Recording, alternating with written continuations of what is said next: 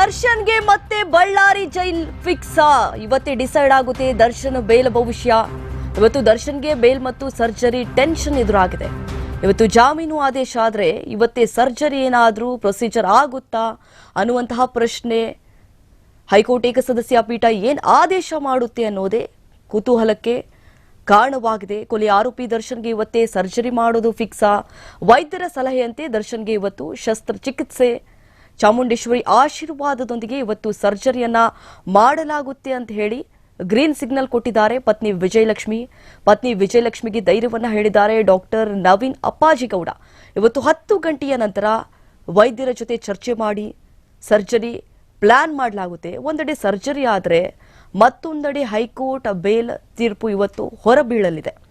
ದರ್ಶನ್ ಸೇರಿ 7 ಆರೋಪಿಗಳ ಭವಿಷ್ಯ ಇವತ್ತೇ ನಿರ್ಧಾರವಾಗಲಿದೆ. ಇವತ್ತು ಮಧ್ಯಾಹ್ನ 2:30ಕ್ಕೆ ಜಾಮೀನು ಅರ್ಜಿ ಆದೇಶ ಹೊರಬೀಳುತ್ತೆ.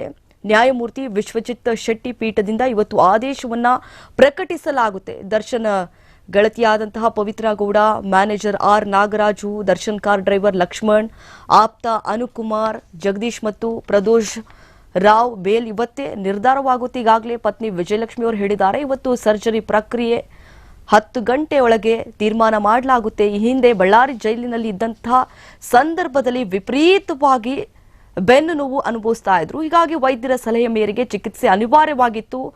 ನೀವೇನಾದ್ರೂ ಚಿಕಿತ್ಸೆಯನ್ನ ಪಡೆದಿದ್ರೆ ನಿಮಗೆ ಲಕ್ವಾ ಬರುವಂತಹ ಚಾನ್ಸಸ್ ಇರುತ್ತೆ ಅಂತ ಹೇಳಿ ವೈದ್ಯರು ಸಲಹೆಯನ್ನ ಕೊಟ್ಟಿದ್ದಾರೆ. ಹಾಗಾಗಿ ಯಾವುದೇ ರೀತಿಯಾದಂತಹ ಇನ್ನೂವರೆಗೂ ಸರ್ಜರಿ ಪ್ರಕ್ರಿಯೆ ನಡೆದಿಲ್ಲ. ಅವರಿಗೆ ಮಧ್ಯಂತರ ಜಾಮೀನನ್ನ ಕೊಡಲಾಗಿತ್ತು 6 ವಾರಗಳ ಕಾಲ. ನಂತರ ಅವರನ್ನ ಬಿಜಿಎಸ್ ಆಸ್ಪತ್ರೆಯಲ್ಲಿ ಸೇರಿಸಲಾಗಿತ್ತು. ಇನ್ನೂವರೆಗೂ ಯಾವುದೇ ರೀತಿಯಾದಂತಹ ಸರ್ಜರಿ ಪ್ರಕ್ರಿಯೆ ನಡೆದಿಲ್ಲ ಅನ್ನುವಂತಹ ವಿಚಾರವನ್ನ ಹಿಂದೆ ಎಸ್ಪಿಪಿ ಪ್ರಸನ್ನಕುಮಾರ್ ಅವರು ವಾದ ಮಾಡುವಂತಹ ಸಂದರ್ಭದಲ್ಲಿ ನ್ಯಾಯಮೂರ್ತಿ ವಿಶ್ವಜಿತ್ ಶೆಟ್ಟಿ ಅವರ ಗಮನಕ್ಕೆ ತಂದಿದ್ರು.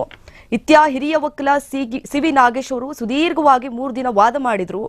ಡಿಸೆಂಬರ್ 11ಕ್ಕೆ ಸರ್ಜರಿ ಪ್ರಕ್ರಿಯೆಯನ್ನ ಶುರುಗೊಳಿಸುತ್ತೇವೆ.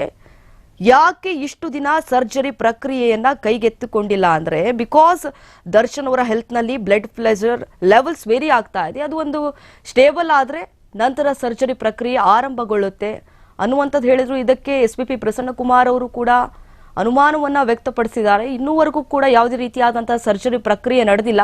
ಇವರು ದಿನವನ್ನ ಮುಂದೂಡ್ತಾ ಇದ್ದಾರೆ. ಆದ್ರೆ ಇವತ್ತು ಅವರ ಪತ್ನಿ ವಿಜಯಲಕ್ಷ್ಮಿ ಅವರು ಗ್ರೀನ್ ಸಿಗ್ನಲ್ ಕೊಟ್ಟಿದ್ದಾರೆ. ಇವತ್ತು 10 ಗಂಟೆಯಷ್ಟರಲ್ಲಿ ವೈದ್ಯರ ಜೊತೆ ಚರ್ಚೆ ಮಾಡಿ ಯಾವಾಗ ಸರ್ಜರಿ ನಡೆಯುತ್ತೆ ಅನ್ನೋದ್ರ ಬಗ್ಗೆ ಮಾಹಿತಿಯನ್ನ ಕೊಡ್ತೀವಿ ಅಂತ ಹೇಳಿ ಈಗಾಗಲೇ ಗ್ರೀನ್ ಸಿಗ್ನಲ್ ಕೊಟ್ಟಿದ್ದಾರೆ.